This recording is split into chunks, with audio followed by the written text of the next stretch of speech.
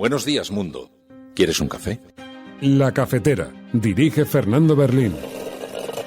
En el programa La Cafetera de Radio Cable la ha entrevistado Fernando Berlín en La Cafetera. Durante 20 minutos en Radio Cable y dice todo lo que van a escuchar. Mañana en La Cafetera de Radio Cable. Radio Cable, que ha conseguido una auténtica primicia, ha entrevistado esta mañana y ha conseguido situar esa entrevista y lo que le ha dicho en los titulares de todos. Cuidado, porque con las cosas que había dicho, que yo le oí la grabación del programa de Fernando Berlín, Mire, yo parafraseando a Radio Cable, no estás sola. Thank you, Joe Biden.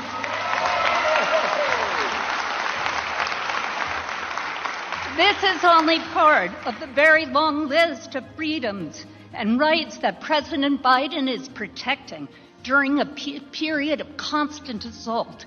I can only imagine how Donald Trump's outrageous lies and behavior would have horrified my father, Senator Robert F. Kennedy. El establecimiento del Estado palestino junto al Estado de Israel es sin duda una cuestión de justicia, pero también la única opción viable para la paz. Por ello, España ha decidido sumarse a los 139 países que ya lo han hecho y reconocerá al Estado palestino y apoya hoy en este Consejo de Seguridad su ingreso en las Naciones Unidas. España va a reconocer al Estado palestino porque el pueblo palestino no puede estar condenado a ser un pueblo de refugiados, porque es la vía a la paz en Oriente Medio.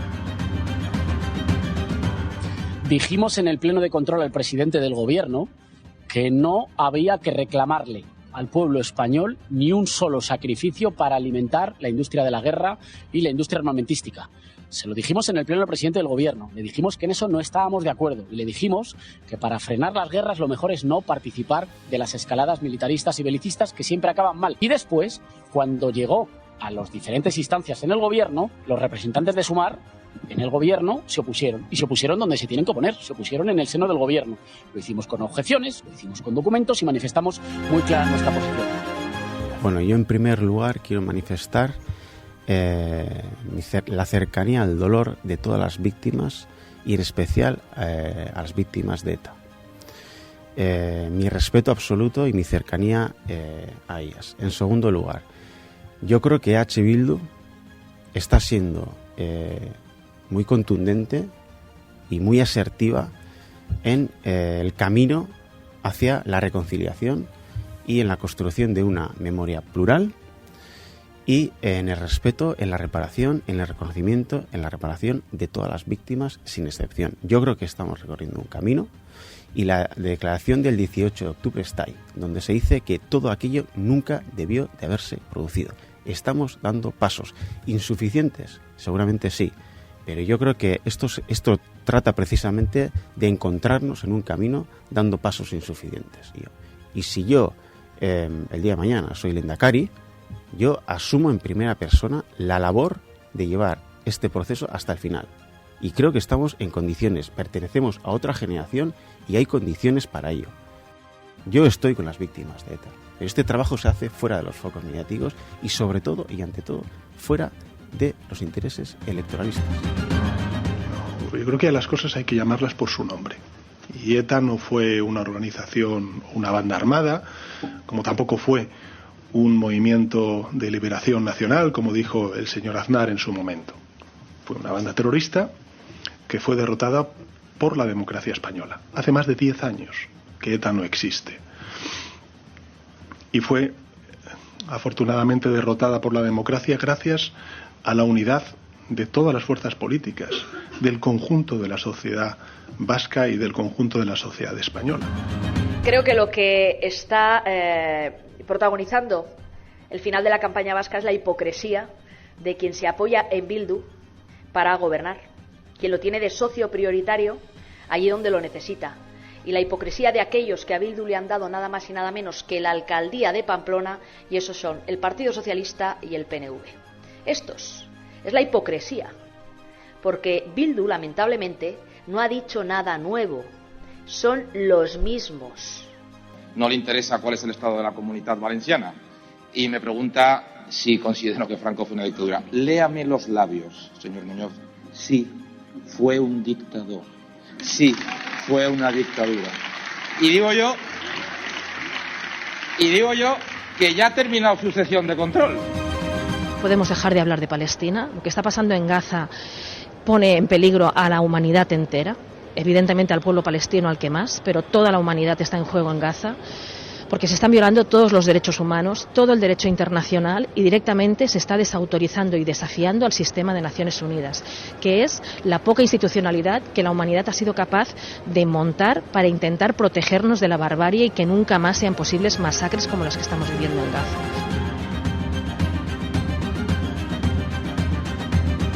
Son las 8:30 de la mañana. Las 7:30 en la Casa Museo de José Saramago, en Tías, Lanzarote. Levántate con ganas, que el mundo hoy no se acaba. No dejemos la esperanza en la caja de Pandora. Siente el nuevo día y deja ya las penas. Ay, el primer sorbo en una taza de café, que además de tener un efecto eufórico, sirve para poder digerir mejor todas las cosas que nos presenta la actualidad cada mañana. Muy buenos días, cafetera. Bienvenidos una mañana más a este programa, a este podcast, donde intentamos en forma de conjunto, intentamos explicar un poco la actualidad, compartir la actualidad en estas horas. Una noche frenética en la que Israel ha atacado objetivos en Irán.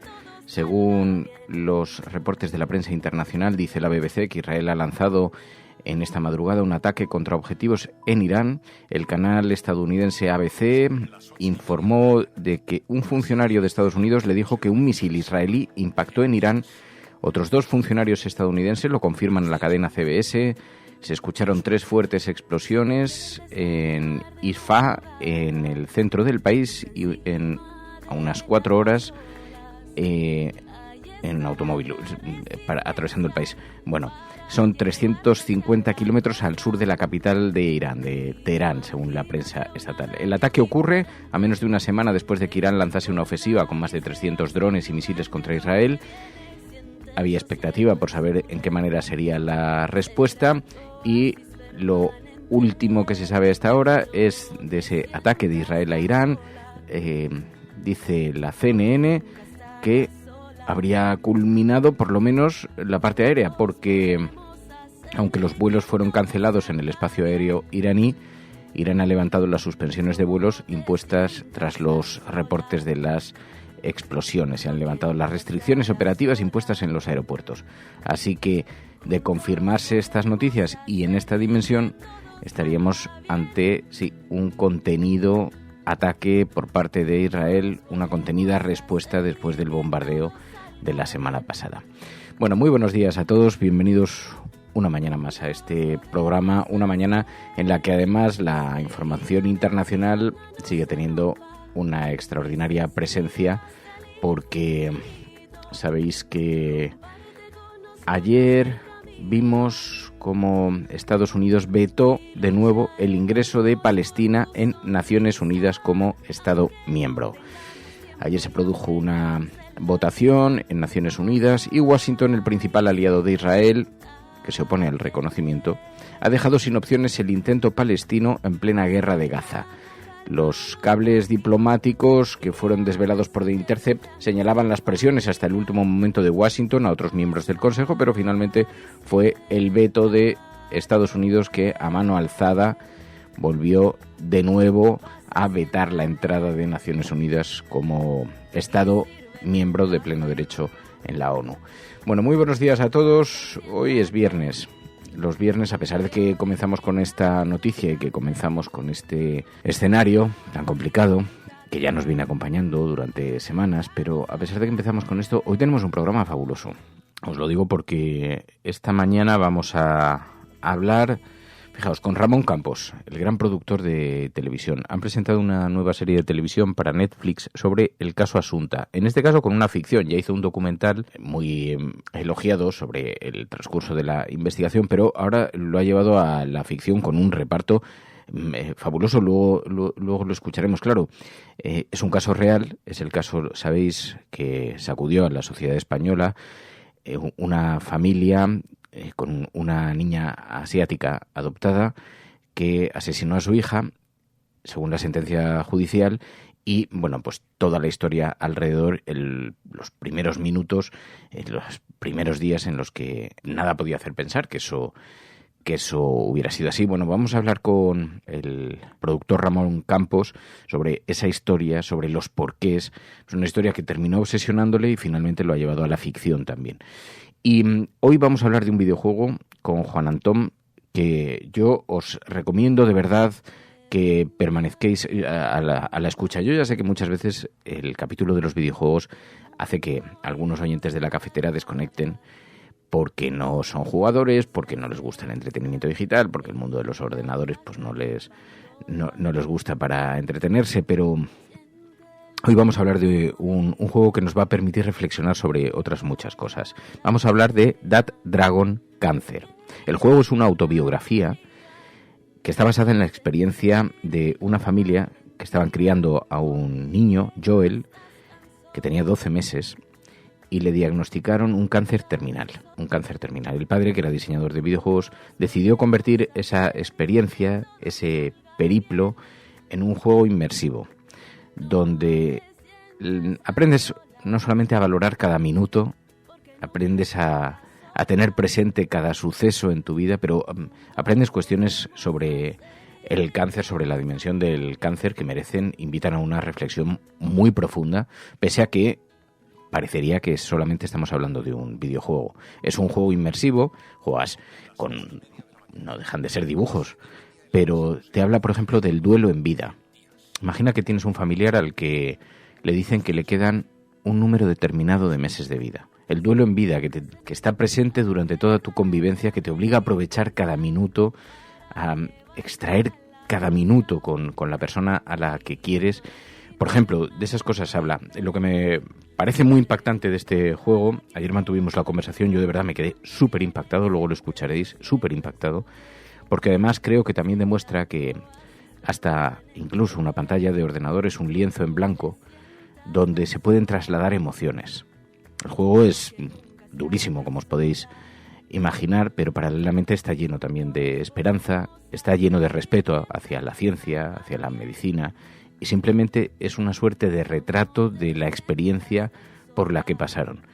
Bueno, vais a alucinar luego si os quedáis escuchándolo. Vamos a hablar de eso aquí en la cafetera. Demuestra muchísima sensibilidad, la muchísima sensibilidad que tienen nuestros oyentes, que tiene Juan Cubero, que jugó a ese juego y que además tiene una manera extraordinariamente lúcida de trasladárnoslo, de traérnoslo. Hablaremos con Pilar de la Peña, de la prensa internacional, veremos a ver cuáles son las noticias que más impacto han tenido fuera de nuestras fronteras sobre España. Por ejemplo, el intento de nuestro país porque se reconozca al Estado palestino, arriesgándose a la ira de Israel, dicen los medios, incluso los medios árabes. También hemos visto cómo las tensiones en España crecen a cuenta de la sequía y de las restricciones de agua. También hemos visto en la prensa internacional cómo se habla precisamente del sobreturismo en Canarias, que tiene convocada, ya lo sabéis, una movilización muy importante allí. También hemos visto cómo la prensa internacional ponía el foco en la monarquía española, la corona de todos los escándalos, le llaman. Y también cómo destacaban la polémica por la ley de concordia, la mal llamada ley de concordia que se ha inventado la derecha en contraposición a la ley de memoria histórica, y como la prensa internacional la ha calado inmediatamente. Reescribe la historia, hace que Franco sea presentado como héroe en los colegios, y luego también nos hemos enterado a través de la prensa internacional que la princesa heredera de Países Bajos vivió en España durante un año por las amenazas que ha recibido y se vino aquí a vivir. Bueno, todo eso nos lo contará después Pilar de la Peña en este café de puchero que hemos preparado en esta mañana y con el que os vamos a acompañar. Porque sí, queridos amigos, esta es la cafetera del viernes y si lo estás escuchando, no estás sola. Son las 8:30 de la mañana. Las 7:30 en la Casa Museo de José Saramago, en Tías, Lanzarote. Buenos días, mundo. ¿Quieres un café? Sabéis que esta semana es una semana en la que Israel, Irán han tenido el foco informativo después de que, cuando comenzaba el ataque de Irán sobre territorio israelí, ponía al mundo en vilo a la espera de una reacción que a esta hora parece contenida. Vamos a ver cómo van pasando las horas, pero bueno, eso nos hacía reflexionar sobre la escalada en este conflicto y también la enorme repercusión que tuvo un ataque en Israel que, sin embargo, pues no ha tenido en esa dimensión, desde luego, bombardeos de Israel en otros territorios, incluso en el propio Gaza. Pero Olga Rodríguez denunciaba este doble rasero que existe, lo hacía aquí en La Cafetera. En los últimos meses, Israel, además de su masacre investigada por genocidio en Gaza y de sus ataques contra Cisjordania, ha bombardeado también territorio sirio, territorio libanés y la embajada de Irán en Damasco, con apoyo militar o diplomático de buena parte de lo que se llama el norte global, es decir, de Occidente. Estas agresiones además han provocado víctimas mortales y la primera masacre que la humanidad contempla en tiempo real desde cualquier rincón del mundo y que por primera vez el máximo tribunal internacional investiga por genocidio. Además, Estados Unidos y Reino Unido han atacado Yemen en varias ocasiones, pero lo que hemos visto es que los grandes titulares, las alertas y las enérgicas condenas de dirigentes occidentales al ataque iraní contrastan con el silencio, la indiferencia o el apoyo ante todas estas agresiones militares israelíes que hemos visto en los últimos meses. Bueno, mientras tanto, pues las amenazas son cruzadas entre ambos países. Vemos en la portada del periódico El Mundo, las portadas impresas no recogen esa ofensiva. Se ha producido esta noche esas explosiones en Irán que formarían parte de esa hipotética respuesta de Israel, pero sin embargo sí que recogen los movimientos de tropas. Irán avisa a Israel de que ha identificado sus recintos nucleares, decía el periódico El Mundo en su primera edición, mientras, como digo, los digitales sí están recogiendo ya ese ataque lanzado por Israel, varios misiles contra Irán en represalia por el último ataque. Bueno, se estarían negociando los términos de esa respuesta. Todas estas cosas ya sabéis que cuentan con un diálogo más intenso del que nos diría la lógica. Por ejemplo, en La Vanguardia lo explican bien esta mañana. Estados Unidos acepta que Israel ataque Rafah si a cambio contiene su represalia a Irán. Las fuerzas de defensa hebreas despliegan soldados y artillería cerca de la frontera al sur de la Franja de Gaza. Biden se oponía hasta ahora, pero prefiere aceptar esto para evitar que una ofensiva contra Teherán se les vaya de las manos y extienda la guerra. Así que quizá eso sea lo que nos permita comprender un poco por qué esa supuesta respuesta ha sido más contenida de lo que podía esperarse, si es que se queda en esto, porque vamos a ver cómo transcurren las próximas horas. Pero bueno, como ha sido en medio de la noche, ni siquiera ocupa la mayor de las relevancias en las portadas de los periódicos, en la información. Hay otros muchos asuntos que ocupan a esta hora la actualidad.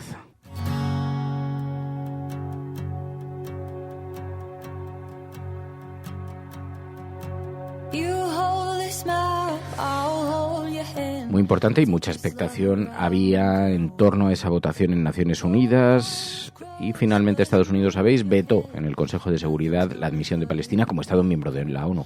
Hemos visto aquí a Álvarez cómo apoyaba públicamente en Naciones Unidas la entrada de Palestina en la ONU y además defendía su reconocimiento. El establecimiento del Estado palestino junto al Estado de Israel es sin duda una cuestión de justicia, pero también la única opción viable para la paz. Por ello, España ha decidido sumarse a los 139 países que ya lo han hecho y reconocerá al Estado palestino y apoya hoy en este Consejo de Seguridad su ingreso en las Naciones Unidas. España va a reconocer al Estado palestino porque el pueblo palestino no puede estar condenado a ser un pueblo de refugiados, porque es la vía a la paz en Oriente Medio, porque es bueno para la seguridad de Israel. España va a reconocer al Estado palestino porque tiene derecho a un futuro con esperanza, al igual que el pueblo de Israel tiene derecho a un futuro en paz y seguridad, y tras tantas décadas de dolor, sabemos que no puede haber lo uno sin lo otro. La seguridad en Israel, la paz en la región, están entrelazadas con la esperanza para el pueblo palestino de tener un Estado. Ambos tienen derecho a ello, exactamente el mismo derecho. España ha propuesto la celebración de una conferencia internacional de paz en el más breve plazo, cuyo objetivo es avanzar hacia la materialización de esta solución. La Unión Europea ha hecho suya nuestra propuesta y también lo han hecho la Liga de Estados Árabes y la Organización de Cooperación Islámica. En total, más de 80 países. Invito a este Consejo y al Secretario General de Naciones Unidas a hacer suya la propuesta para que la diplomacia multilateral en acción contribuya a abrir una nueva página de la historia en Oriente Medio, la de la paz definitiva. Y la mejor forma de proteger y de garantizar que se va a aplicar esta solución de dos Estados es admitir ya al Estado de Palestina como miembro pleno de esta Organización de Naciones Unidas.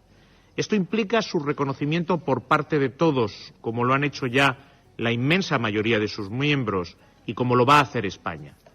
No podemos... Pues finalmente no fue así. Ese sueño de Palestina de ser reconocido como Estado miembro de Naciones Unidas, cuenta Idoia Noyam en el Periódico de España, finalmente, aunque estaba al alcance de la mano, finalmente no se produjo. Murió por el veto de Estados Unidos, el principal aliado de Israel, miembro permanente con derecho a ese veto en el Consejo de Seguridad, que ha votado en contra la resolución preparada por Argelia. Bueno, las llamadas a la calma, las llamadas a la desescalada se hacen sentir en estos días. Antonio Guterres, el secretario general de Naciones Unidas, volvía a expresar la necesidad de desescalar el conflicto. Mr. President, Excellencies, the Middle East is on a precipice.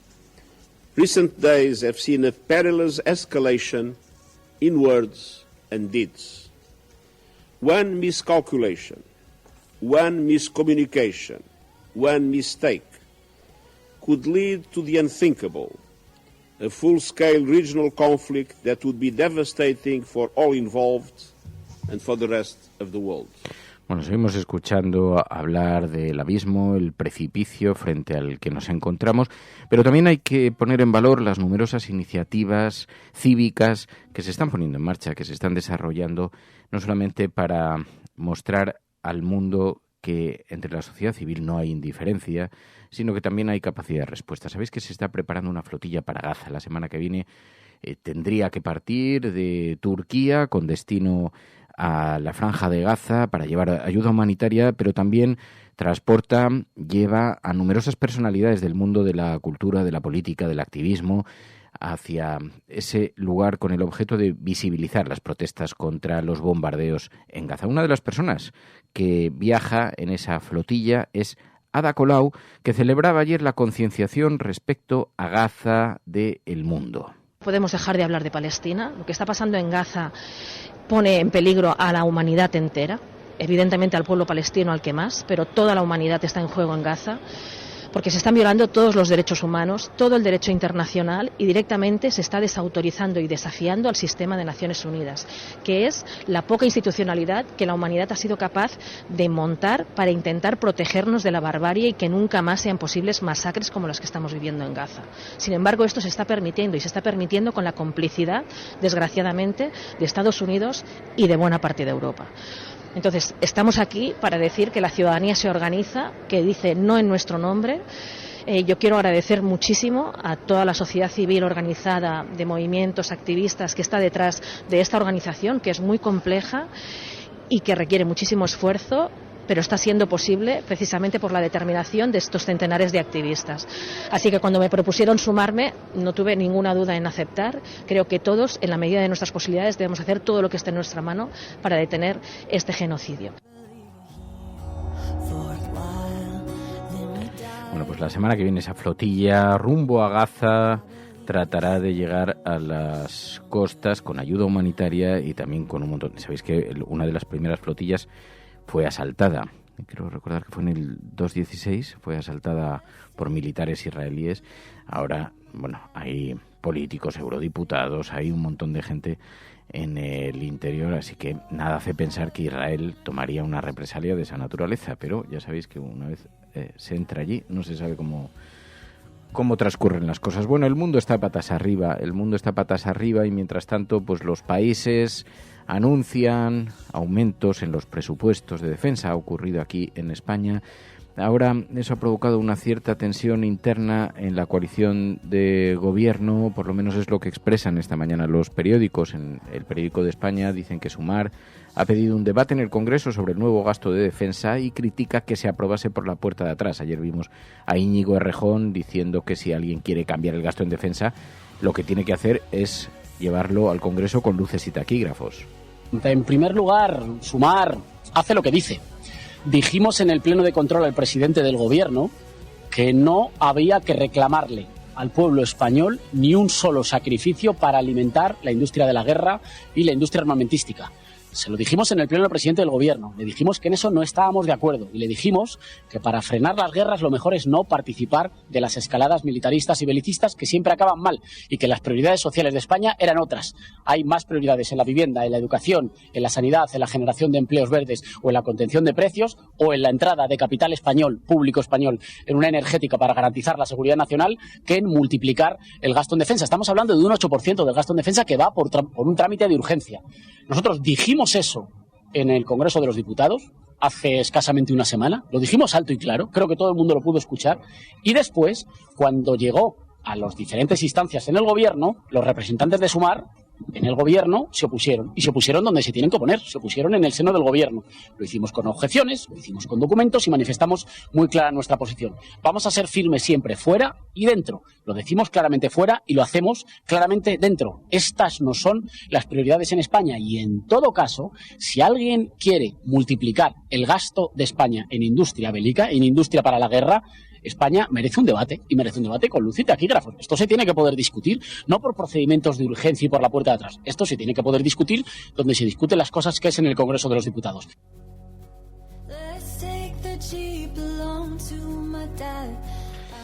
Bueno, y todo esto en ese contexto en el que insistimos, según la agencia Axios, Israel realizó un ataque contra Irán, reconocido por un alto funcionario estadounidense, que señalan a algunas fuentes recogidas en este digital que fue avisado el gobierno de Estados Unidos, fue notificado a Estados Unidos con antelación y no pilló a nadie por sorpresa. A lo largo del día supongo que iremos conociendo cuál es la dimensión precisa de ese ataque, cuál es el mensaje que está tratando de enviar Israel en esta retórica belicista en la que estamos sumidos.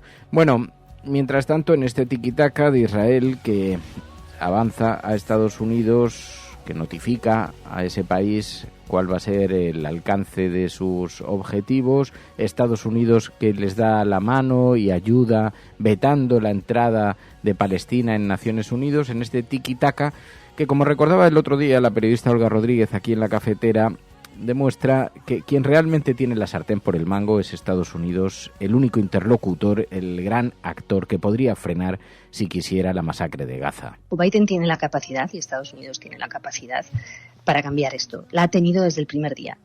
La propia historia nos lo demuestra con otros presidentes estadounidenses anteriores.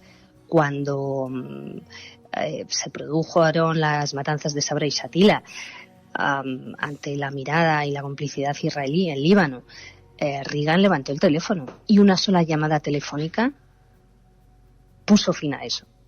En aquel caso era Ariel Sharon, no estamos hablando de un moderado, ni muchísimo menos en Israel, ¿no? Si Estados Unidos dejara de enviar armas a Israel y de dar cobertura a Netanyahu, se pondría fin de inmediato a la masacre en Gaza y al aumento de la tensión bélica en la región. Y esto también se lo tiene que aplicar Europa, es decir, lo que estamos viendo es que durante todos estos meses no ha habido una presión real a Israel. Ha habido significaciones, ha habido palabras. Desde luego, ni Estados Unidos y Reino Unido han cerrado filas en torno a Israel con un apoyo continuado al gobierno de Netanyahu, pero también Alemania o Francia, que han enviado armas a Israel y que han aportado un apoyo político y diplomático clave Pero la propia Unión Europea, que sigue manteniendo su artículo comercial preferencial con Israel, cuyo artículo 2, su acuerdo comercial, cuyo artículo 2 indica que es preciso para la vigencia del mismo el respeto de los derechos humanos por todas las partes. Desde hace muchos años hay organizaciones de derechos humanos exigiendo que la Unión Europea suspenda temporalmente el acuerdo comercial preferente con Israel. Esa sería una forma de presión. Así que finalmente, pues Estados Unidos no pone freno, sino que juega en ese tiquitaca con el gobierno de Israel y les facilita en Naciones Unidas el veto para que Palestina no sea reconocido. Bueno, esto está en el foco, claro, en un contexto también, además, donde Estados Unidos se enfrenta a unas elecciones donde Donald Trump hace lo posible por sacar la cabeza, y eso que está metido en un proceso judicial que le mantiene entretenido. Pero ayer vimos, esto también nos deja algunas imágenes muy singulares, ayer vimos a Kerry Kennedy, la hija de Robert F. Kennedy, que dio su apoyo a Biden, habló de Donald Trump. Decía, las mentiras de Trump horrorizarían a mi padre. As Donald Trump proudly brags about overturning Roe v. Wade, rolling back the clock 50 years to when women couldn't make our own health care decisions, President Biden is fighting to get our freedoms back. Thank you, Joe Biden.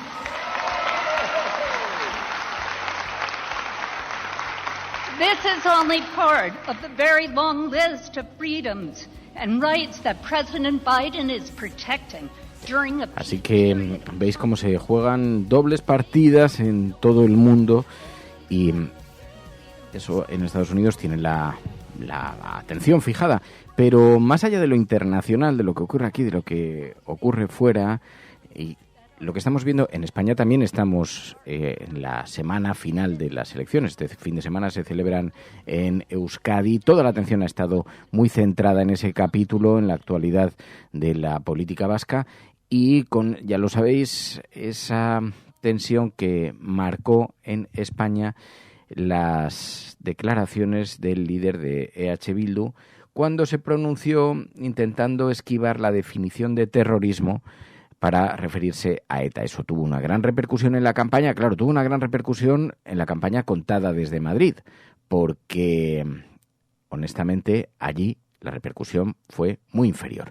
Sin embargo, eso ya ha condicionado la campaña, lo ha aprovechado el Partido Popular para criticar las alianzas de Pedro Sánchez con ese partido, y ayer vimos a Ochandiano pidiendo disculpas a las víctimas de ETA por esas palabras. La verdad es que fue una intervención, nos avisó aquí un oyente de la cafetera, nos envió un mensaje, decía, está siendo entrevistado ahora mismo en la radio, tenéis que escucharlo porque la apertura ha sido, en primer lugar, una petición de disculpas y un compromiso para con las víctimas de la banda terrorista ETA muy contundente. Bueno, se expresaba con estas palabras Ochandiano.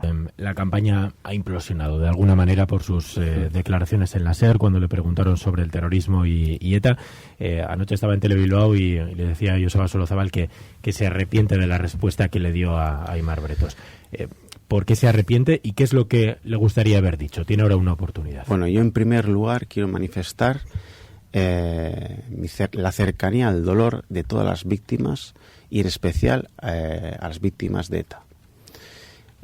Mi respeto absoluto y mi cercanía a ellas. En segundo lugar, yo creo que EH Bildu está siendo muy contundente y muy asertiva en el camino hacia la reconciliación y en la construcción de una memoria plural, y en el respeto, en la reparación, en el reconocimiento, en la reparación de todas las víctimas sin excepción. Yo creo que estamos recorriendo un camino y la declaración del 18 de octubre está ahí, donde se dice que todo aquello nunca debió de haberse producido. Estamos dando pasos insuficientes, seguramente sí, pero yo creo que esto trata precisamente de encontrarnos en un camino dando pasos insuficientes. Y yo creo que estamos en 2024 y que tenemos una posibilidad para avanzar. Yo creo que estamos en nuevas condiciones para poder avanzar. Una de las tradiciones políticas que hoy pertenece a EH Bildu fue agente de dolor en el pasado. Después fue parte de la solución. Y hoy creo que EH Bildu está en disposición de ser agente de la reconciliación. Y prueba de ello es que en mis listas hay gente amenazada por ETA en su día. Fíjese cuánto hemos avanzado. Fíjese en qué condiciones estamos hoy para avanzar en la construcción de una memoria plural y una convivencia basada en el respeto de todos los derechos humanos. ¿Por qué dice que los pasos que están dando son insuficientes todavía? Porque siempre son insuficientes. ¿Qué falta? Faltan muchas cosas seguramente, pero la interpelación no puede ser unilateral. Esto tiene que ser un proceso multilateral y nosotros no pedimos nada a nadie. Nosotros hacemos lo que entendemos tenemos que hacer. Y vamos dando pasos en positivo. Y yo creo que eso pues es evidente y yo estoy absolutamente comprometido con ello. Y si yo el día de mañana soy Lehendakari, yo asumo en primera persona la labor de llevar este proceso hasta el final. Y creo que estamos en condiciones, pertenecemos a otra generación y hay condiciones para ello. Bueno, pues las palabras del líder de Bildu, Ochandiano, con las que pretendía mitigar en algo la polémica. Es verdad que luego las interpretaciones en la prensa pues han sido muy diferentes, como podéis suponer. La prensa de Madrid no ha aceptado esas disculpas. Veíamos en algunos medios, no sé si tengo por aquí la portada del Confidencial. Bueno, ha tenido un recorrido relativo, pero volvió a impactar en el debate político. Pedro Sánchez se pronunció, dijo que no le parecían suficientes las excusas. Evidentemente no. Yo creo que a las cosas hay que llamarlas por su nombre. Y ETA no fue una organización, una banda armada, como tampoco fue un movimiento de liberación nacional, como dijo el señor Aznar en su momento. Fue una banda terrorista que fue derrotada por la democracia española. Hace más de 10 años que ETA no existe. Y fue afortunadamente derrotada por la democracia gracias a la unidad de todas las fuerzas políticas, del conjunto de la sociedad vasca y del conjunto de la sociedad española. Impulsado, por cierto, por un expresidente del gobierno, entonces líder de la oposición, posteriormente presidente del gobierno, como José Luis Rodríguez Zapatero, con Alfredo Pérez Rubalcaba como ministro del Interior y con Patxi López como Lehendakari en Euskadi. Eso es lo que también ha contribuido el Partido Socialista a hacer por la consolidación de las libertades y la democracia en Euskadi y en España. Por tanto, hay que llamar a las cosas por su nombre, y ETA no es una organización armada, ni el Movimiento de Liberación Nacional, que dijo el señor Aznar, fue una banda terrorista que fue derrotada por la democracia española gracias a la unidad de todos los demócratas. Claro, porque no está el Partido Popular como para hacer juicios de valor en esta materia cuando el que utilizó precisamente la retórica del Movimiento de Liberación Nacional Vasco fue José María Aznar, pero no os creáis que van a, en fin, cambiar su discurso. Cuca Gamarra decía, Bildu no ha dicho nada nuevo, son los mismos y son los que apoyan a Sánchez. Creo que lo que está protagonizando el final de la campaña vasca es la hipocresía de quien se apoya en Bildu para gobernar, quien lo tiene de socio prioritario allí donde lo necesita, y la hipocresía de aquellos que a Bildu le han dado nada más y nada menos que la alcaldía de Pamplona, y esos son el Partido Socialista y el PNV. Estos es la hipocresía, porque Bildu, lamentablemente, no ha dicho nada nuevo, son los mismos. A cualquier demócrata de este país no le ha sorprendido que Bildu no considere a ETA una banda terrorista. Y los que se hacen los sorprendidos, lo que realmente llevan a cabo es un ejercicio de hipocresía ante el riesgo que les puede suponer en las urnas sus alianzas con Bildu. Así que hemos entrado en un final de campaña de caretas fuera. En eso sí que tiene razón Cuca Gamarra. Fijaos cómo se ha activado de pronto la vida judicial en España contra Arnaldo Otegi. Presentada por Dignidad y Justicia, la Audiencia Nacional incoa diligencias previas y traslada a la Fiscalía una querella contra Otegi. Señalan al líder de Bildu por haber facilitado presuntamente información que sirvió para acabar con su vida el directivo de Michelin, Luis María Ergueta, en junio de 1980. Ha pedido a la Fiscalía, el juez de la Audiencia Nacional, que se pronuncie antes de decidir si admite a trámite la querella que esta organización ha presentado contra el líder de Bildu, Arnaldo Otegi, y contra el presunto ex integrante de ETA, José Aulestia, alias Zocha. Bueno, ¿cómo se reactiva la vida judicial contra ETA ahora que estamos en una campaña que, no nos engañemos, quedan unas horas apenas? Todo este debate en torno a la banda terrorista, a los eufemismos, a si debe ser utilizado con toda la crudeza en su descripción y en el lenguaje. Todo esto es un debate bastante artificial que está relacionado con el ascenso en las encuestas de H. Bildu y el intento de una buena parte del aparato judicial, político y mediático en España para intentar contener el ascenso de Bildu. No digo que me parezca bien o que me parezca mal el ascenso de Bildu, digo que es un retrato de una cierta concertación entre todos los actores, porque las encuestas están dando un cambio en el próximo gobierno de Euskadi. Ya veremos, el domingo nos lo dirán las urnas, que es quien tiene que decir esto. Mientras tanto, como se ha producido un debate muy intenso sobre los eufemismos, sobre la manera en la que cada uno esconde y habla del pasado, le preguntaban a la derecha valenciana si condenaba el franquismo y empezamos a obtener primeras pequeñas victorias. Bueno, por fin cambia la pregunta el señor Muñoz. No le interesa cuál es el estado de la Comunidad Valenciana y me pregunta si considero que Franco fue una dictadura. Léame los labios, señor Muñoz. Sí, fue un dictador. Sí, fue una dictadura. Y digo yo que ya ha terminado su sesión de control, porque esa era toda la pregunta. La situación de la Comunidad Valenciana, cómo va, lo que ha ocurrido desde la última vez hasta aquí, el día a día de los valencianos, no le interesa. Pues mire, yo sí que vengo a cumplir con... Ayer los diputados rechazaban precisamente el intento de impulsar una ley mal llamada de concordia por parte de la derecha allí y intentaron escenificar en esa imagen con un montón de fotos de represaliados toda la oposición, colocándolas sobre la mesa diciendo que la ley de concordia blanquea el franquismo. Es algo que dice la prensa internacional. Ahora lo vamos a hablar con Pilar de la Peña. Pues bien, fijaos lo que ocurrió, que el propio Carlos Mazón, el presidente de la Generalitat Valenciana, a quien escuchábamos, que condenaba el franquismo y la dictadura, cogía una de las fotografías que le entregó la oposición, la fotografía del poeta Miguel Hernández, la colocó en su propia tribuna y exhibió esa imagen mientras impulsaba la ley que blanqueaba al franquismo. Una fotografía de Miguel Hernández que presidió el pleno de las Corts Valenciana en ese juego de protagonismos que vivimos ayer. Bueno, vamos a ver cómo en la prensa internacional han destacado estas cuestiones y seguimos aquí en La Cafetera. Esto es La Cafetera.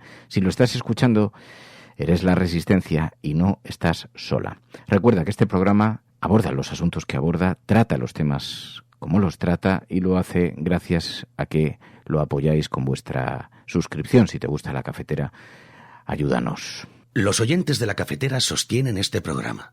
Hazte mecenas y únete ya a La Resistencia Cafetera. radiocable.com/mecenas. Programas de radio, de televisión en España.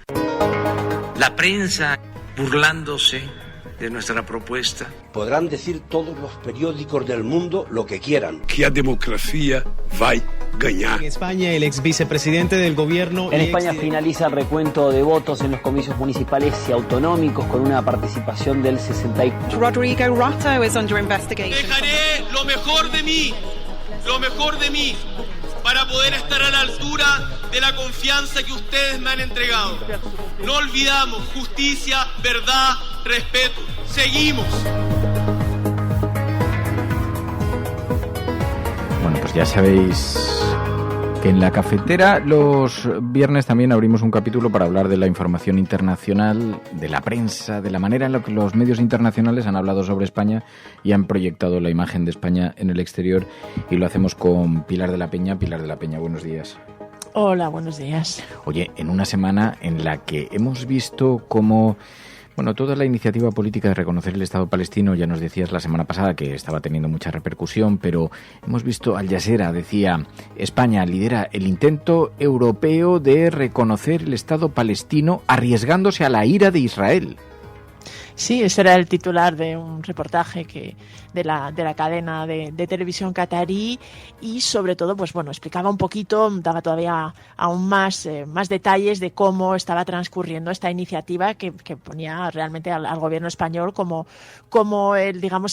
la fuerza impulsora, ¿no? en esta especie de campaña que ha emprendido Pedro Sánchez, en la que cuenta con Irlanda, que es uno de los países que desde el primer momento pues se ha subido a este carro, al reconocimiento del Estado palestino, y explicaba un poquito en qué consistía y hasta dónde había llegado esta iniciativa o este impulso, ¿no? Y bueno, pues analizaba un poquito el éxito que había tenido Sánchez, que destacaba que había logrado convencer, además de Irlanda, que desde el primer momento se subía al carro, pues también al gobierno de Malta, al gobierno de Eslovenia, que es uno de los últimos que se ha asumido. Noruega también está ahí de fondo. Se hablaba incluso de algunos otros países que podrían dar también el paso de reconocer el Estado palestino. Por ejemplo, se mencionaba Bélgica, que también ha sido muy crítico con Israel. Lo que pasa que, se explicaba en Al Jazeera, ostenta la presidencia rotatoria de la Unión Europea, y mientras se esté dando esta circunstancia, pues es difícil que el gobierno, que además tiene sus propias tensiones internas,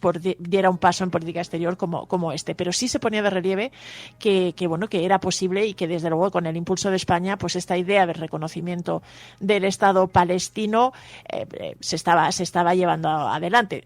Se especificaba también que Pedro Sánchez asume y defiende que tendría mucho más valor, y que él preferiría hacerlo en el marco de la Unión Europea como bloque. Sin embargo, explicaban en Al Jazeera que esto era complicado por la división que provocaba este asunto en Bruselas, y señalaba, por ejemplo, que hay países bastante pro-israelíes históricamente, como Austria, Alemania o Países Bajos, que es muy difícil que tomen medidas. También colocaba a Italia, como especialmente con el gobierno de Giorgia Meloni, como un país que era muy improbable que diera el paso del reconocimiento del Estado palestino, pero señalaba que, por ejemplo, Francia es uno de los países que podría unirse a este impulso. Bueno, la verdad es que en Al Jazeera ponían de relieve que este reconocimiento tendría un simbolismo histórico muy importante, aunque realmente señalaba que tendría un efecto limitado, ¿no? Y en este sentido, pero sí ponía de relieve que podría provocar el enfado de Israel, la ira de Israel, o la furia de Israel, que era un poquito el titular que utilizaban, y de hecho recordaban que el propio gobierno de Netanyahu ya había llamado a consultas al embajador de España cuando hubo las primeras críticas de Pedro Sánchez a digamos, las bajas de civiles y los posibles crímenes de guerra de Israel en Gaza, y que de hecho los ministros de Exteriores de Israel pues habían señalado que este reconocimiento por parte de estos países europeos lo interpretaría Israel como una especie de premio hacia el terrorismo, y que en este sentido, bueno, pues se podía presagiar el tipo de respuesta que tendrían.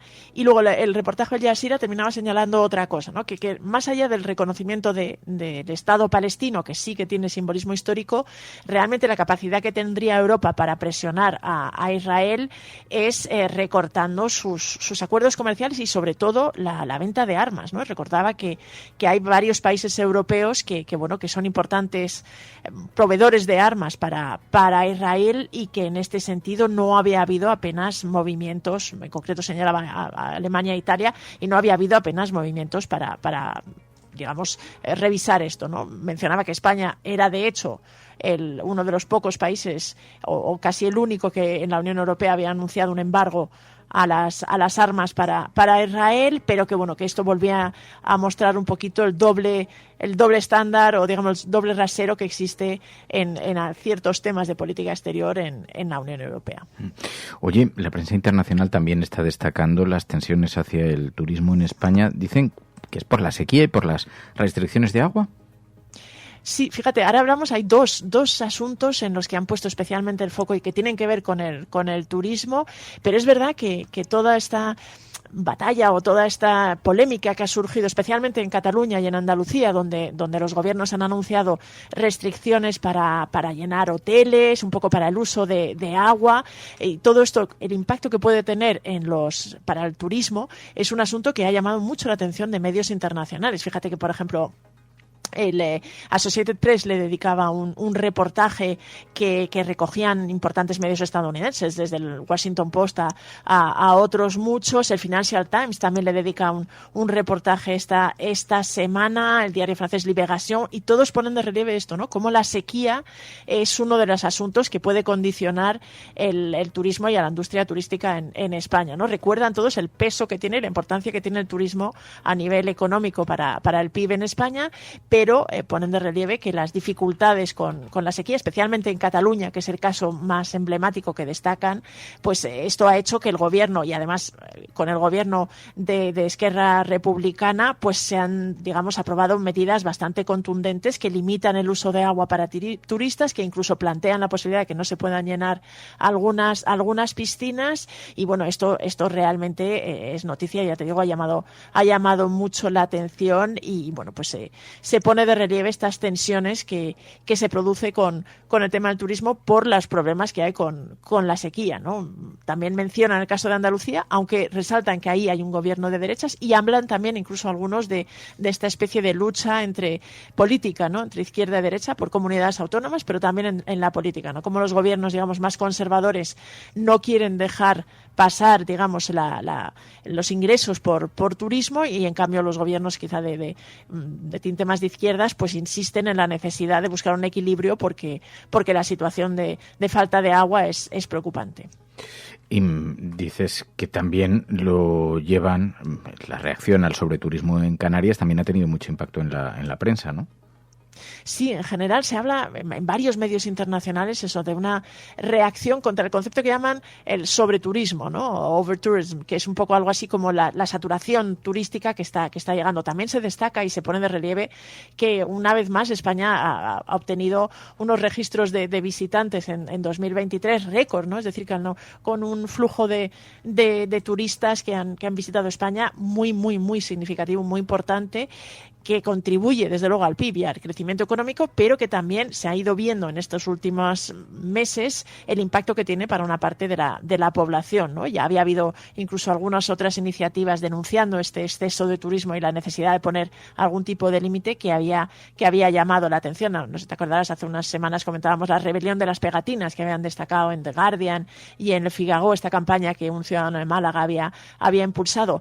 Pero esta semana lo que ha llamado mucho la atención ha sido toda la protesta surgida en Canarias, ¿no? En donde bueno, pues la sociedad se ha movilizado pues en grupos y en colectivos como Canarias se agota, Canarias ya no puede más, que están denunciando la situación tan complicada que vive buena parte de la población con respecto al acceso a la vivienda y con respecto a la destrucción del medio ambiente, ¿no? Las dos cosas que también hemos destacado esta semana aquí en la cafetera, que era uno de los asuntos que preocupaba y que había movilizado a la sociedad Canarias. Pero ya te digo que lo llevan asuntos, o sea, medios como la BBC, como Euronews, como el diario francés Sud-Ouest, el New York Post, The Evening Standard, es decir, multitud de medios, incluso de New Zealand Herald se hacía eco de esta polémica, y luego les había llamado la atención bastante, además de la manifestación y de todas las acciones de protesta que se habían organizado en Canarias en esta semana, la huelga de hambre que había iniciado un colectivo en Tenerife intentando protestar y parar la construcción de dos proyectos hoteleros y de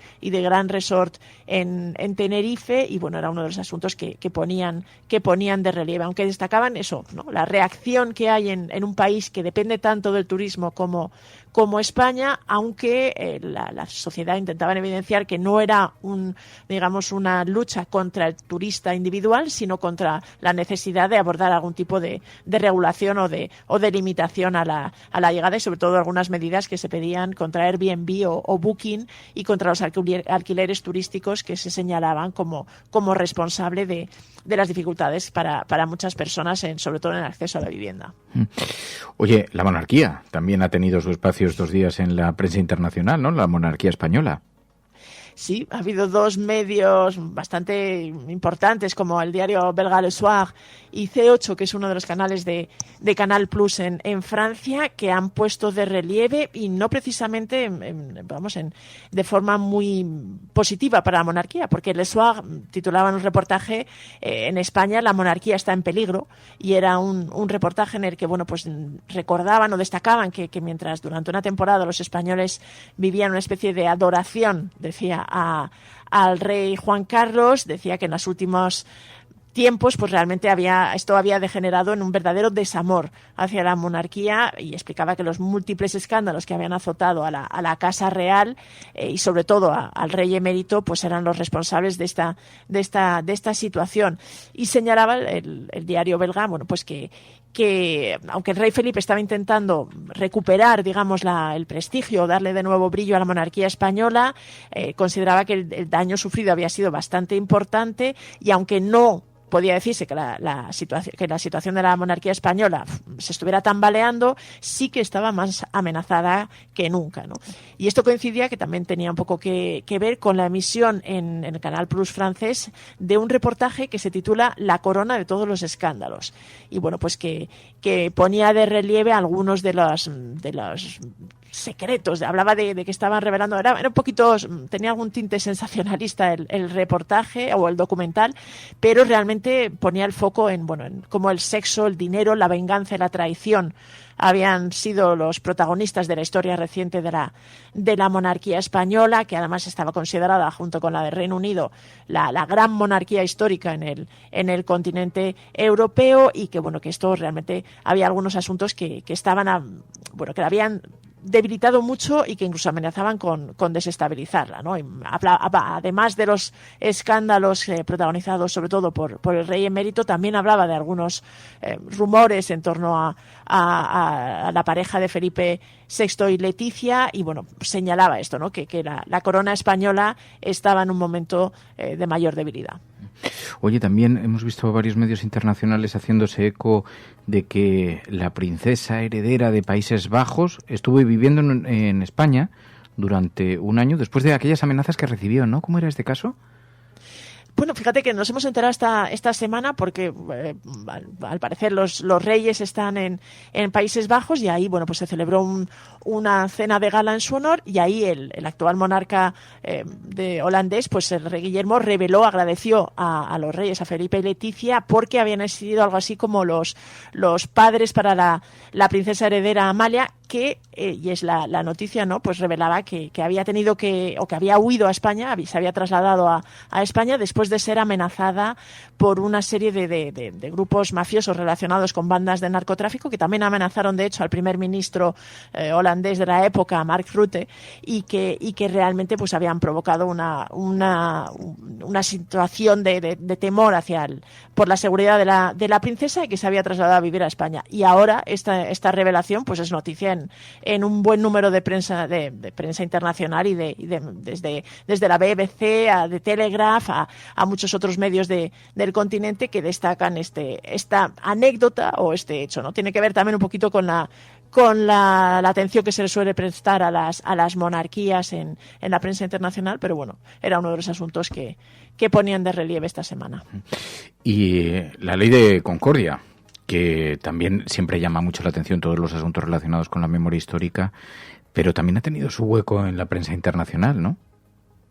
Sí, y en concreto en dos diarios, en el francés Libération y en el suizo Le Temps, que la verdad es que lo ponían en unos términos bastante contundentes. Le Temps, por ejemplo, el diario, el titular que elegía es que en España el dictador Franco ahora es presentado como un héroe en las escuelas de varias regiones españolas, ¿no? Y explicaba un poquito el contexto de estos casos. Hacía un poco eco de las polémicas en algunos colegios y en algunas escuelas con la revisión que se estaba haciendo del pasado franquista, y lo subrayaba, ¿no? Explicaba un poquito que varias regiones españolas gobernadas por la derecha y por la extrema derecha estaban promoviendo una legislación revisaba la historia en un sentido favorable al franquismo y que estaban rompiendo un poco los consensos que existían hasta ahora en España, y bueno, ponía de relieve hasta qué punto había llegado esto, que incluso en algunas escuelas pues se estaba cambiando la manera de referirse a Franco, y en algunos profesores lo estaban presentando como un héroe. Y por su parte el diario francés Libération lo que destacaba es cómo la extrema derecha estaba realmente promoviendo que se estuviera reescribiendo el pasado franquista, ¿no? Y como con la ley de concordia en Castilla y León, que es uno de los que más ha llamado la atención, pero en general hablaba de un esfuerzo también de los gobiernos que comparten PP y Vox en otras comunidades autónomas, pues estaba cruzando un poquito esa línea roja, y además de derogar la ley de memoria democrática, pues estaba un poquito cambiando la manera en la que se había escrito la historia, y se estaba cambiando un poquito los consensos en la memoria. Los oyentes de La Cafetera sostienen este programa. Hazte mecenas y únete ya a la Resistencia Cafetera. radiocable.com/mecenas. Pilar de la Peña, gracias, como siempre. Gracias a la Resistencia.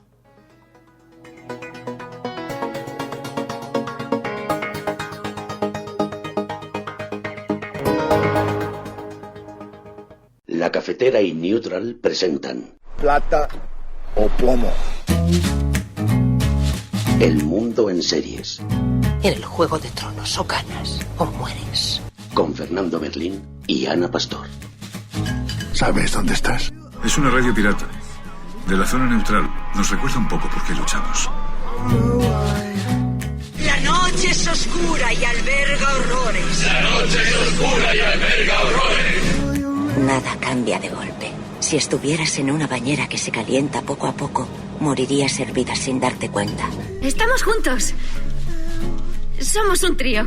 ¿Nosotros vivimos románticamente juntos? Hola, habla con Walter White. Usted dijo que estaba casi muerto, ¿vale? Dijo que moriría en cualquier momento. Éramos capaces de ser y hacer todas esas cosas porque estábamos informados por grandes hombres reverenciados. Plata o plomo, el mundo a través de las series de televisión, de los documentales, de las películas, con Ana Pastor, Neutral. Ana Pastor, buenos días. Muy buenos días, Fer. Mira que no sabía que se estaba preparando una serie, sabía que había documentales, además documentales formidables, impulsados por la misma gente, pero el caso Asunta, un matrimonio que denuncia la desaparición de su hija de 12 años, la investigación no tarda en volverse contra ellos. Este fue un caso que tuvo una enorme repercusión aquí en España. Tú sí has podido ver algo de esto, ¿no? Se va a estrenar próximamente. Sí, he tenido la suerte ya de que Netflix me dejara, porque va a ser ahí donde se vean estos capítulos es una serie de ficción, pero tan basada en hechos reales que, como ya comentamos en su día con Patria o con alguna otra producción espectacular, da la sensación de que estás viendo un documental. Y como dices, ya existe un documental, está hecho por la misma persona brillante y obsesiva con los temas, y que creo que además es uno de los tipos más respetados en la industria precisamente por ambas cualidades. Y tengo muchas ganas de hablar de todo, del casting, de qué esperan de la reacción del público. Como te digo, yo he visto ya los 4 capítulos, o he visto 4 capítulos, no sé si hay más. Creo que sí, y tengo muchísimas ganas de ver cómo reacciona la gente. Ramón Campos, productor, buenos días. Hola, muy buenos días. Decías, alguien obsesivo con su trabajo, el mejor retrato de la excelencia en la producción española, con muchos grandes éxitos a sus espaldas. Haznos una foto sobre Ramón. Bueno, yo decía obsesivo y brillante. Creo que es de esas personas probablemente tan respetadas como decíamos, porque sigue mucho las historias y porque tiene ese alma periodista también, que le llevó a hablar de este tema, para que todavía, si alguien no conoce cuál es el tema, aquella niña china adoptada por un matrimonio gallego, de donde también es Ramón, y que acabó, por un lado, con el asesinato de la niña, con la condena de los padres y con otras muchas cosas después, ¿no? Bueno, ha creado algunas de las ficciones más importantes y que han viajado lejos, de las primeras que han viajado muy lejos en nuestro país, Velvet y otras, y tengo ganas de preguntarle, Ramón, ¿por qué tantos años después de haber hecho un documental que casi todos hemos visto, te metes otra vez en esta historia, pero a través de la ficción? ¿Y por qué? No sé si pensabas que todavía hay gente que es posible no le haya llegado, porque la ficción es como los más jóvenes están aprendiendo de las cosas, ¿no? En realidad todo viene porque cuando hicimos el documental, Elías Ansimiani y yo, en el año 2016-17, había pasado muy poquito tiempo desde el juicio fue en 2015, y desde el asesinato de Asunta, que fue en septiembre del 2013, y había mucha gente que no había querido hablar con nosotros. Fue un caso que hizo muchísimo daño a mucha gente por lo que sucedió con el crimen de Asunta y por lo que sucedió después con los medios de comunicación.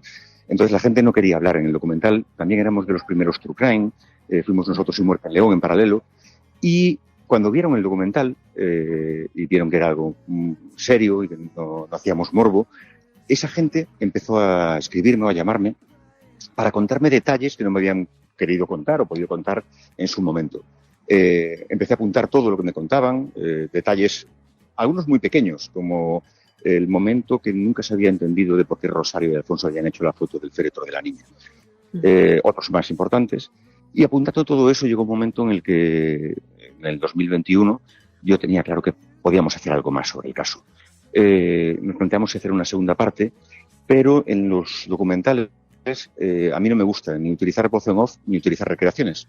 Entonces, era muy difícil contar todo lo que me habían explicado en un documental y nos dimos cuenta que la única forma de hacerlo era con una ficción. ¿Dirías que se parece más la ficción, ahora que tenías más datos para la elaboración de este documento, se parece más la ficción a lo que sucedió que el documental de entonces? Se parece más en el sentido de que el espectador... Mira, yo utilizo una metáfora que es que cuando hicimos el documental miramos el caso a través de una mirilla sin entrar en la sala. Y en la ficción abrimos la puerta para que el espectador entre en la sala y pueda verlo desde todos los puntos de vista. En ese sentido sí que se parece más a lo que sucedió, porque todo lo que contamos sobre Alfonso Rosario y sobre el caso, toda la investigación, todos los giros que tuvo el caso, está basado en la realidad y son las cosas tal cual sucedieron. Solo ficcionamos las vidas de los personajes que rodean el caso, los policías, la parte judicial.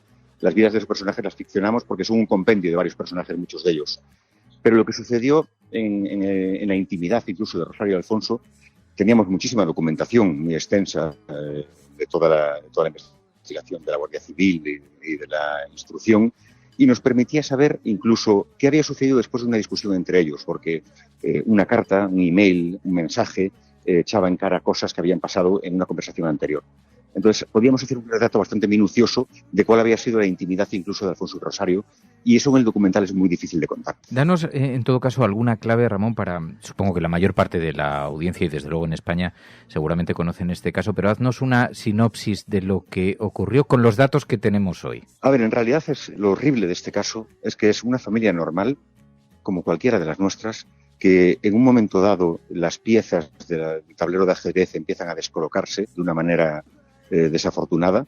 Empieza con una infidelidad, esa infidelidad acaba llevando a un divorcio, ese divorcio acaba llevando a una mala relación entre Alfonso y Rosario, y ese detalle, esa mala relación acaba desembocando en el asesinato de la niña. Yo siempre digo que cuando hablo de la serie de la ficción, no del documental, lo que se va a encontrar el espectador es la historia que podría pasarnos a cualquiera en un momento determinado, y eso es lo más horrible, que todos podemos sentirnos reflejados en que, ostras, un día yo puedo ser protagonista de algo así. Sí, a mí me parece muy interesante esto que cuenta Ramón. Por un lado es verdad que de los primeros True Crime que yo recuerdo fue Asunta, y en eso también habéis sido bastante pioneros. Me gusta este punto que da la ficción a la intimidad, por eso me trae a la cabeza Patria, el momento en el que Aitor Gabilondo mete la cámara en el matrimonio de los padres de Letarra, ¿no? Y es tan verosímil lo que está ocurriendo dentro, como tú apuntabas, por tantos testimonios del País Vasco, ¿no? Tan de actualidad ahora. Y en vuestro caso igual, estáis entrando en la intimidad, pero no la estáis ficcionando porque tenéis un montón de material periodístico, judicial, etcétera, que lo avala. Lo que sí que me interesa mucho saber es, a la hora de plantearte el casting, que como digo es brutal, o sea, no solo Candela Peña y Tristán Ulloa hay ratos que te hacen dudar de si son actores o los padres, porque jugáis mucho con partes reales, ¿no? Aquella imagen de ellos dos en una terraza, etcétera, pero claro, luego tenéis a Alicia Borrachero, tenéis a Raúl Arévalo, María León, o sea, todo el casting es tan perfecto que no sé si te ha costado llegar a él y es un cúmulo de aciertos, entre comillas, suerte, o realmente lo habéis trabajado también mucho. Lo trabajamos muchísimo. Fíjate, yo cuando vendí la serie a Netflix, lo que tenía claro es que mucha gente iba a tener reparos para interpretar a los personajes. Entonces lo que se me ocurrió como estrategia fue convencer a una bandera para que luego todo el mundo dijese, ostras, si está este actor, seguramente esto va a ser de calidad. Y con el primero que contacté fue con Javi Gutiérrez. Dije, ¿quién puede ser un actor que yo crea que pueda hacer de juez y que todo el mundo venga detrás y diga, ostras, está Javi Gutiérrez, cuidado? De ese juez, Ramón, que todo el mundo puede buscar en Google quién es e imaginarse que Javi lo clava, ¿no? Porque esa es la dificultad, como tú dices. Lo clava sin imitarlo, porque lo más difícil de estos casos es no imitar, porque entonces caes en la parodia, que es el gran riesgo. En el caso del juez, sin duda, pero en el caso de Alfonso y de Rosario era muy peligroso. Fíjate, nosotros hicimos la prueba a Candela Peña, solo hicimos un casting a Candela, no hicimos a ninguna otra actriz. Y la primera foto que salió, la primera foto que publicó en Netflix es el día del casting. Es decir, ella se preparó el papel, pero yo me llevé a la prueba de casting al director de fotografía, a la peluquera, al maquillador y a la directora de vestuario de la serie. Porque yo quería que el Netflix, cuando recibiese el casting, no viese a Candela Peña. Porque Candela tiene como... Eso es, ya ves a Rosario. Y la primera fotografía era de ese día del casting.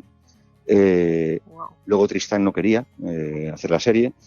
Tiene 2 niños y claro, ellos tienen que transitar por las emociones de esos personajes y meterse en las cabezas de esos personajes. Y en principio no quería, porque también sentía que ya estaba todo contado. Yo me senté con él, ya teníamos una experiencia previa desde Gran Reserva, Fariña, la Embajada, hemos trabajado muchas veces juntos, y le expliqué que para nada estaba todo contado y que había muchos matices que contar, y también se sumó.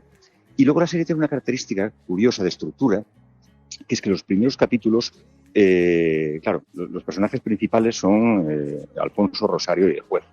El fiscal está al lado y los guardias civiles que también acompañan. Pero a mitad de serie, el juez y los guardias civiles se diluyen, porque en un caso sucede eso, cuando empieza la instrucción, cuando termina la instrucción, y aparecen los abogados. Y yo decía, ostras, claro, ahora no puedo meter a actores desconocidos, porque vienes de acompañar a Javi Gutiérrez. ¿Quién puede sostener esto? Y ahí es donde apareció Francesc Orella, donde apareció Alicia Borrachero, y un personaje que para mí, Ricardo Barreiro, que hace el fiscal, y un personaje que para mí es de los más especiales, porque lo situé como un personaje de mi pueblo, de Noya, que es el personaje de Santi Prego.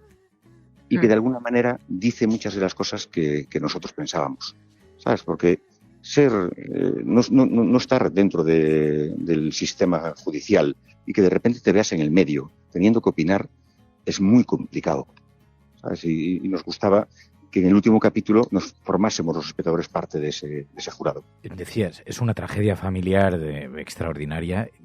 La vida, quizá la serie, señalabas, te muestra que te puede ocurrir un proceso en el que desemboque en una tragedia de esta dimensión, pero ¿qué es lo que les lleva, qué es lo que retratáis que les lleve a asesinar a su hija? En realidad, yo no creo entender por qué desembocan en el asesinato de la niña. Creo entender que es una cuestión de que la niña se convierte en una cadena que hay que romper, desgraciadamente. Pero no creo que sea algo planeado. Creo que es algo que la cabeza de Rosario no está bien en un momento dado, Alfonso tampoco está bien, y pues los elementos se colocan o se alinean de una forma que en un momento dado acaban con el asesinato de esa niña. Yo puedo entender lo que pasó, no puedo comprender lo que pasó. Sí. ¿Con ellos has llegado a tener relación, conversaciones, incluso antes o después, ahora ya con esto sobre la mesa o no? Yo me puse en contacto con todos los implicados en el caso, cuando decidí que iba a hacer la ficción, y entre ellos con Alfonso Basterra, para decirle que no le pedía permiso, pero que por una cuestión ética y humana le quería decir que iba a hacer una ficción sobre el caso. Y él me pidió lo mismo que me pidió en su día cuando hicimos el documental, que fuésemos justos con la verdad. Claramente él tiene su verdad, y hay una verdad judicial que es la que se resolvió en el juicio, y yo le dije que sí, que iba a ser justo con todo lo que había sucedido, y a partir de ahí que el espectador podría sacar sus conclusiones. ¿Con el documental consideró que habíais sido justos?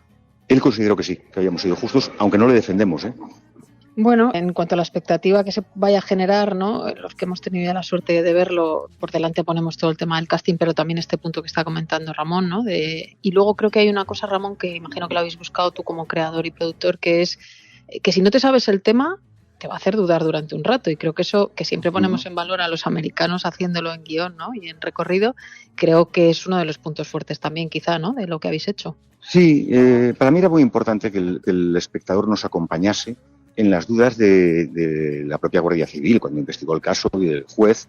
El juez desde el principio se obceca en que son ellos. Y al final la justicia le da la razón. Se les condena a 18 años de cárcel a cada uno por el asesinato de la niña.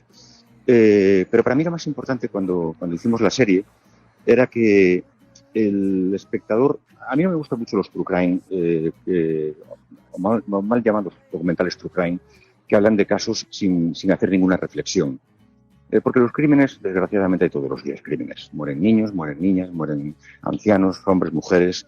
El crimen por el crimen me parece bien para la página de sucesos, para un reportaje o para un informativo, pero no creo que debamos hacer true crime sobre eso, porque al final es pues hacer algo que es bastante plano. Entonces, cuando hicimos esta serie, para mí la reflexión que quería dejar eran dos, sobre la paternidad y la maternidad, que están en los personajes de Alfonso Rosario, pero en todos los secundarios también, cómo el juez se convierte en padre de su padre, cómo el personaje de Carlos Blanco se convierte en padre de nuevo de su nieta, cómo el personaje de María León quiere ser madre. Y luego, un tema que me parece importante también es el de los vasos vinculantes entre los medios de comunicación y la justicia.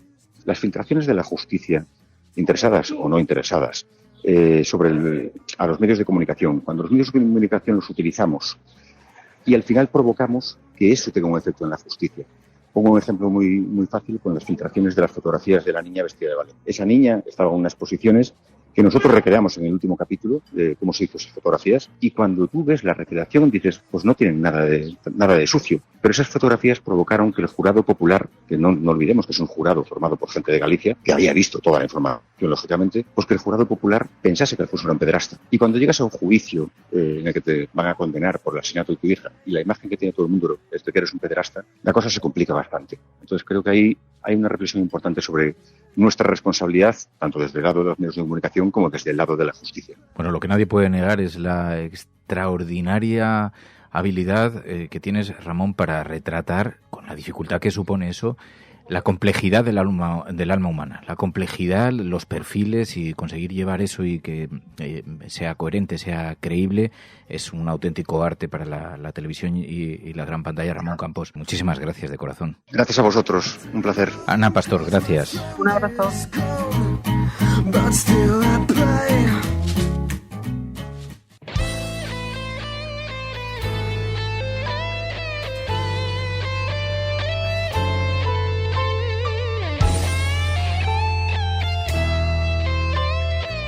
Peggy 18.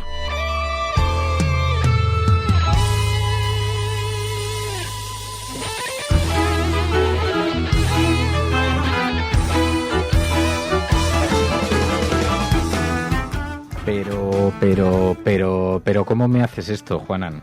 O sea, he confiado ciegamente en la audiencia de La Cafetera, que sabéis que cada semana nos convocamos aquí para hablar de un videojuego, una propuesta, y entonces a través de la guía que nos sirven los propios oyentes, pues nos van presentando títulos, curiosidades, algunos videojuegos que sean significativos. Y entonces Juanan ha elegido uno, y claro, yo he llegado ingenuamente a esto, That Dragon. Juanan, muy fuerte el tema, muy fuerte. Es un tema complicado, pero es un tema que creo que merece la pena hablarlo, y sobre todo merece la pena vivirlo con este juego. Claro, porque el videojuego se llama That Dragon, Cáncer. Es una autobiografía basada en la experiencia de una familia que tuvo que criar a su hijo Joel, a quien le diagnosticaron un cáncer terminal a los 12 meses. Esa experiencia la llevan al universo de los videojuegos. No es en esencia un videojuego como tal, es una experiencia llevada a la interactividad que supone una herramienta como la de los videojuegos y con la que pretenden enviar un mensaje también pedagógico. Pero claro, yo tengo una hija de 12 meses, el videojuego es muy impactante.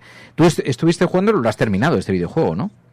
Lo he terminado y te tengo que decir que no deja indiferente. O sea, es un juego que llega, te deja una reflexión que es dura y se va. Y lo has terminado y te quedas un rato largo, bastante pensando en el juego, lo que has vivido en el juego, y sobre todo sabiendo que todo lo que has vivido es real, porque es la historia de una familia pues que ha perdido a su hijo.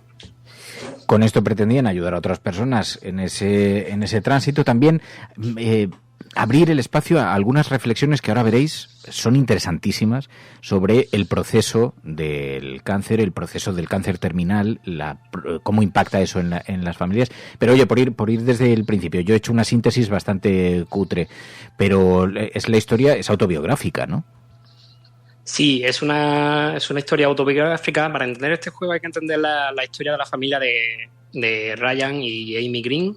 Son una pareja que tienen 4 hijos y el tercero de ellos, Joel, desde muy pequeñito, le diagnostican un cáncer bastante agresivo, bastante rápido y que requiere incluso de tratamientos de quimio que no estaban pensados para los niños. Entonces, todo ese proceso de viaje, de lo que viven con la enfermedad de su hijo, Ryan, que es un desarrollador de videojuegos, y Amy, que es una escritora, guionista y creo que también comediante, deciden empaquetarlo todo con las emociones y las reflexiones de cada uno en un videojuego que no te deja indiferente, porque continuamente te está lanzando mensajes, continuamente te está enseñando, oye, esto es el cáncer, esto es lo que vive la gente del cáncer, olvídate de las cifras, olvídate, el problema es este. El problema es lo duro que es vivir el cáncer. Y lo dicho, son 3 horitas llenas de mensajes. De intensidad, además, porque es un juego inmersivo, te mete en esa experiencia. Claro, yo lo que no sabía es que lo habían desarrollado ellos mismos. Creo que contaron con un equipo, pero él era desarrollador de videojuegos, ¿no? Sí, es un desarrollo de videojuegos. Hicieron un pequeño Kickstarter y junto con una pequeña desarrolladora o productora desarrollaron el juego. Hay una cita de Ryan Green, porque este juego se fue desarrollando cuando Joel estaba vivo y se terminó después de que Joel muriera. Y hay una cita de Ryan Green en alguna de sus entrevistas que dice que él siguió trabajando en el juego porque él sentía que mientras trabajaba en el juego estaba con Joel. O sea, seguía estando con Joel. Era como su manera de seguir con Joel después de muerto. Guau. Claro, tú no es que tuvieras ninguna experiencia personal que te llevara a jugar con este juego. Es una cuestión de sensibilidad. Te pareció un asunto que merecía ser profundizado, ¿no? Pero no es que vengas de una historia personal así. No, yo personalmente no tenía una historia... o sea, no he padecido cáncer, ni he tenido una historia cercana con el cáncer. Pero sí es verdad que soy bastante sensible con esos temas y sobre todo con gente que intenta lanzar un mensaje y que yo creo que por lo menos merecen la pena que los escuchemos, ¿no? Este juego es un juego que salió en 2016, creo. Yo lo descubrí en pandemia y es verdad que, por lo menos una alerta, es que el juego hay que cogerlo con cuerpo. O sea, es un juego que no te puede pillar con la guardia baja porque si te pillo yo esto, vamos, lo he pillado ahora que estoy bastante... Que me he visto entero para coger el juego y en algunos momentos me ha tumbado el juego, ¿eh? Claro, esto yo creo que es una de las reflexiones más interesantes que cuando estábamos conversando antes de grabar este espacio se me venía a la cabeza, que es que más allá de un videojuego es una manera de trasladar, a través de la tecnología de un videojuego, de trasladar una experiencia. Y esto demuestra además que los videojuegos son algo mucho más complejo que una historia de ficción o que un espacio de entretenimiento. También puede ser algo... Creo que habría un debate muy interesante, incluso en el sector de los videojuegos, una reflexión sobre qué es un videojuego en realidad, ¿no? Sí, cuando me terminé el juego, lo primero que hice fue porque me interesaba ver qué había hablado la industria de este juego. Y muchos medios tenían problemas para ponerle nota a este juego. Y salió la reflexión de qué es realmente un videojuego, ¿no? Porque tú piensas en un videojuego, muchos piensan, por ejemplo, en el Super Mario, ¿no? En mecánica, o piensan en juegos con muchos gráficos. Y de repente te encuentras este juego que si tú tuvieras que valorar el conjunto de esas cosas que normalmente llamamos técnicas de un videojuego, probablemente este juego suspendería. Pero el valor del mensaje que manda y cómo lo manda y con el arte que lo manda es sumamente superior, ¿no? Yo aquí voy a recomendar, si puedo recomendar algunos artículos de review, si me deja. Quiero recomendar el análisis que hizo, por ejemplo, Anait Kane cuando salió este juego, que es un artículo maravilloso, y el análisis que hizo Eurogamer de este juego, en donde los dos hablan de no sé cómo medir este juego, y este juego es sumamente maravilloso, pero no entra dentro de los estándares de la industria. Y la reflexión que sacan de eso es, ¿sirve verdaderamente el sistema de medición que tenemos para saber si un juego es bueno o es malo? Por eso tiene mucha profundidad este asunto. Es una experiencia real la que lo impulsa. Envía muchos mensajes porque habla de muchas cosas. Una de ellas, que me destacabas, habla del duelo en vida. Esto es una cosa de una intensidad extraordinaria. Claro, mucha gente que se enfrenta a la noticia de un cáncer, y más cuando le dan un final temporal, cuando es un cáncer terminal, tiene que convivir con ese duelo en vida. Y esto es una de las metáforas que explica el propio videojuego, ¿no? Sí, hay una parte del juego literalmente dedicada a eso. Porque claro, hay un momento, siguiendo la historia un poco de esta familia, a los 2 años cuando Joel cumple 2 años, ya todos los tratamientos se han probado, todos los tratamientos posibles que tienen en el hospital, y le dicen a la familia que le dan 14 meses de vida. Joel vivió 4 años más y en 2014 murió. Tú imagínate, y el juego te expone el duelo en vida, y encima un duelo que en un momento parece medido porque te dicen 14 meses va a morir, y de repente te encuentras con que al mes 15 sigue vivo.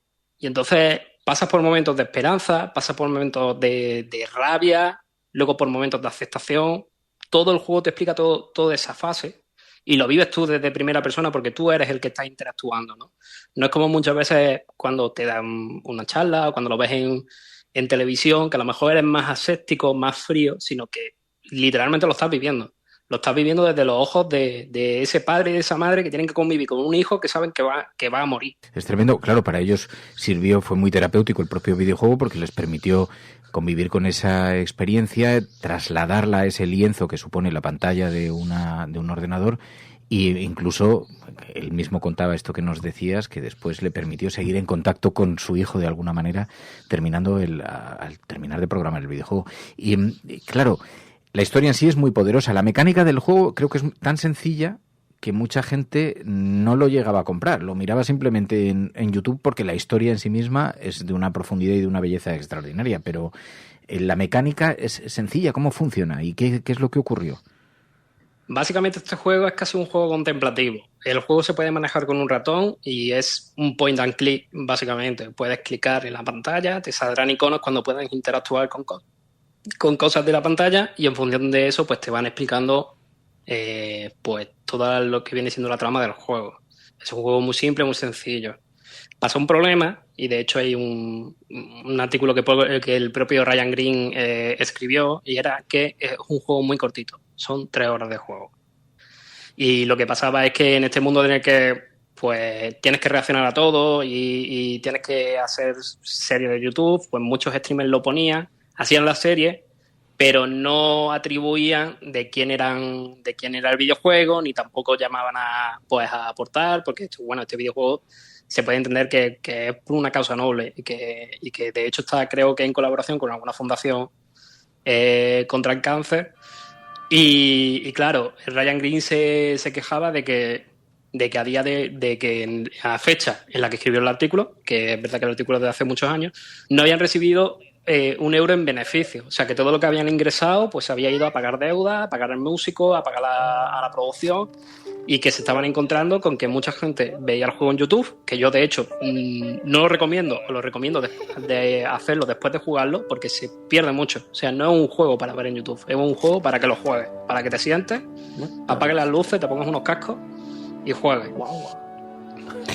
Necesitas un estado emocional de una fortaleza superlativa, ¿eh? Estoy viendo las imágenes, claro, muchos elementos infantiles, muchos juguetes de niños, pero acompañados por el fonendo de un médico, acompañados por elementos de esto, y estoy viendo un poco la dinámica, la mecánica del juego. Claro, él no tiene rostro en el videojuego, ¿no? El niño es tiene polígonos en la cara. No tiene rostro nunca, y bueno, es un estilo artístico muy bonito, el low poly, como se llama, y bueno, es eso, básicamente rostro es plano, tú no conoces la cara del niño, aunque sí es verdad que luego, bueno, al final los créditos pues hay fotos de Joel y hay fotos de niños que han padecido cáncer y que viene eso, pero en el juego no ves nunca la cara del niño. ¿No te dejó muy tocado jugarlo? Me dejó un ratito pensando, me dejó bastante tocado, y porque yo sabía que era un juego que como me pillara con la guardia baja iba a sufrir un poquito, y me he esperado a estar bastante entero, y la verdad es que es un juego duro, pero también creo que es necesario hablar de esas cosas y ver esas cosas. Tampoco es sano bajar siempre la persiana y hacer oídos sordos. Y este juego creo que es un buen ejemplo de cómo transmitir un mensaje potente y que lo entienda. Porque yo cuando salí del juego entendí perfectamente lo que me quería decir, entendí perfectamente que lo que proponía el juego y dices, ¿cómo podemos permitir que esto siga pasando? ¿Y qué podemos hacer para reducir esto? Lo bueno es que, y por dejar un mensaje positivo, la ciencia avanza, la medicina avanza y cada vez pues vamos a mejor, pero la lucha sigue y hay que seguir peleando por derrotar al cáncer. Me parece un ejercicio absolutamente extraordinario y una aportación además a este medio interesantísima, porque también demuestra la extraordinaria potencialidad que tiene para, más allá del entretenimiento, también para la concienciación y también para introducirse en un universo que te abre un montón de reflexiones, porque esto mismo que decías, parece el duelo en vida, convivir con una persona que tiene el tiempo limitado por delante y cómo llevar eso, más siendo un niño. Toda esta combinación es absolutamente explosiva. Juan Antón, te agradezco de verdad, de corazón, muchísimo. Me parece una aportación extraordinaria, te lo digo de verdad. Me parece absolutamente maravilloso y con un enfoque además tremendamente humano. Juan Cubero, Juan Antón, muchísimas gracias, de verdad. Muchas gracias a ti.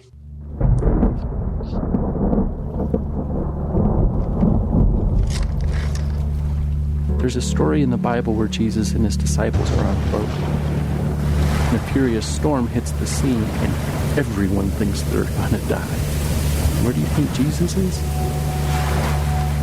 He's asleep in the back of the boat.